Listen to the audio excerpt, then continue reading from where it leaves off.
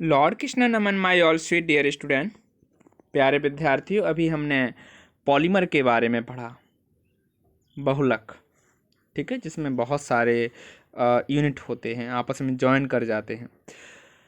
मेरे प्यारे विद्यार्थियों, polymer occur in natural also, nature also. Polymer nature में भी पाए जाते हैं।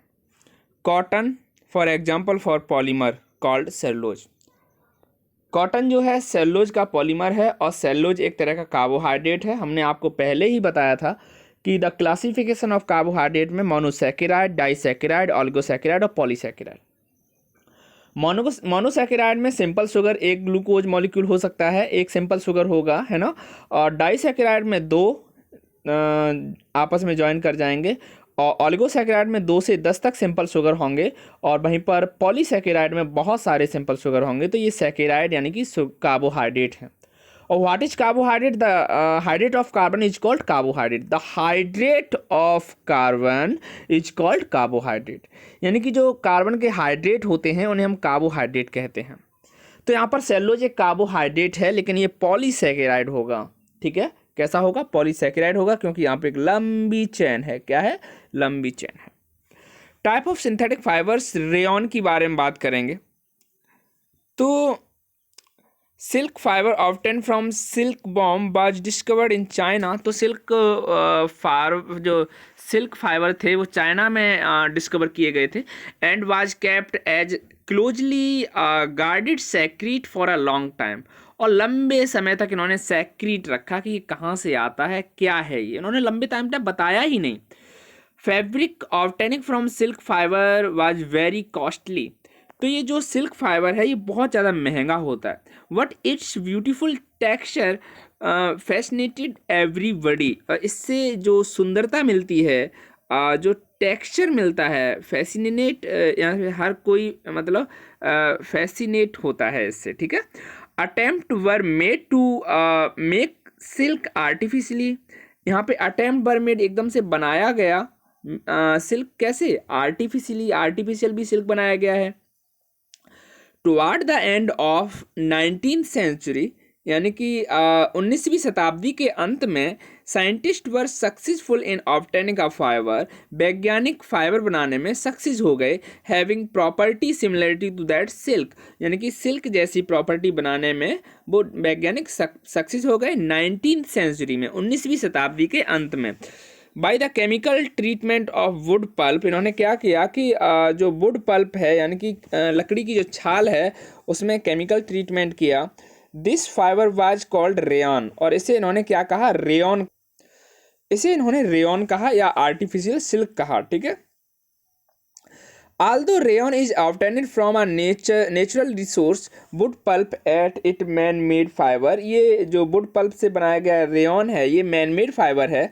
Is a cheapest than silk, यह सिल्क से सस्ता है। And can be woven like silk fibre, और ये सिल्क फाइबर की तरह बुना जा सकता है। वूवन माने बुना जाना, ठीक है। It can also be died, इसे रंगा जा सकता है।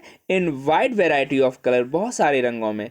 यानी कि जो रेयॉन है, आर्टिफिशियल सिल्क है, इसे बहुत सारे रंगों में रंगा जा सकता है। Rayon is a mixture with cotton to make bedsheet, इससे हम बेडशीट बना सकते हैं। मिक्सचर विद वूल, कारपेट, और ऊन के साथ मिला के हम इसे कारपेट बना सकते हैं। प्यारे विद्यार्थियों, क्या बना सकते हैं? कारपेट। और दूसरा यहाँ पर है नायलॉन। तो नायलॉन क्या है? Nylon is another man made fibre in 1931। 1931 में नायलॉन दूसरा फाइबर बनाया गया। It was made without using any natural raw material. तो इसमें किसी भी तरह का कोई नेचुरल रॉ मटेरियल यूज नहीं किया गया, जैसे कि प्लांट और animals. It was prepared from coal, water and air. इसे पेट्रोलियम प्रोडक्ट से बनाया गया, इसे कोल, वाटर एंड एयर से बनाया गया। It was first fully synthetic fibre, और यह पहली बार पूरी तरह से सिंथेटिक फाइबर था। नायलॉन फाइबर वाज स्ट्रॉन्ग, ये बहुत ही ज़्यादा स्ट्रॉन्ग थे, ठीक है। इलास्टिक एंड लाइट, ये हल्के थे, है ना, खिंचाव में आसानी से खींचे जा सकते थे। इट वाश लस्चर, इनमें चमक थी। एंड इजी टू वाश, इन्हें आसानी से धोया जा सकता था। So it become very popular for making cloth, इन्हें बनाते ही ये बहुत ज़्यादा पॉपुलर हो गए। We use many article made from nylon, हमने बहुत सारे आर्टिकल नायलॉन से बनाए हैं, such ropes, tents, toothbrush, car seat, belt, sleeping bags, curtains. Nylon is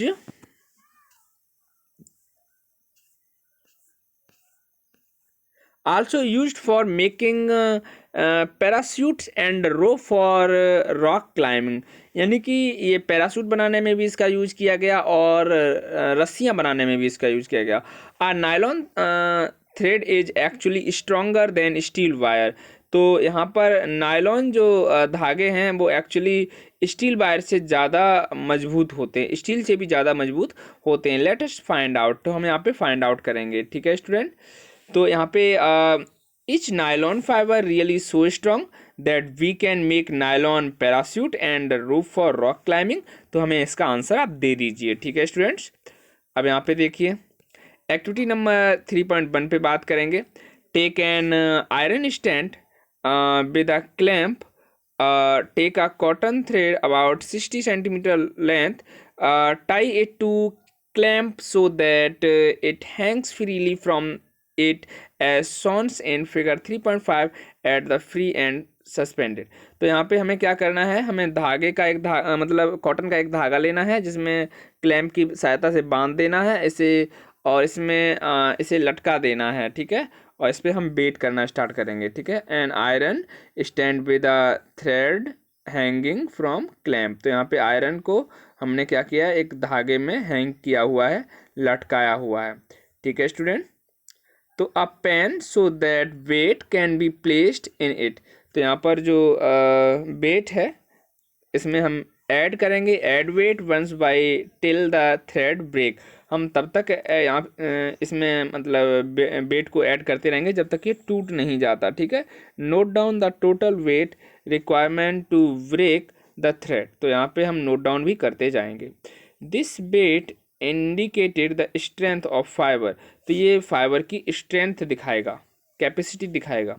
repeat the same activity with thread of wool, polyester, silk, nylon. तो यही repeat activity हमें इनके साथ भी करनी है. टेबुलेट द डाटा एज सो इन 3.2. तो यहाँ पे arrange the thread in order it's increasing in strength. तो आप जब ये कर लेंगे तो यहाँ पे जो आपकी ऑब्जर्वेशन टेबल है तो इसमें आप इसके बेसिस पे आप इसे फिक्स करते जाएंगे. ठीक है. तो you may use the hook nail. यहाँ पे आप हुक का यूज कर सकते हैं.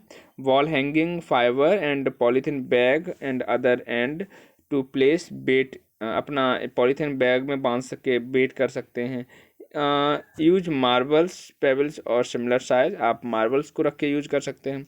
प्रिकॉशन क्या करना है, note that all thread should be same length and almost the same thickness. इनकी मोटाई बराबर होनी चाहिए. ठीक है स्टूडेंट.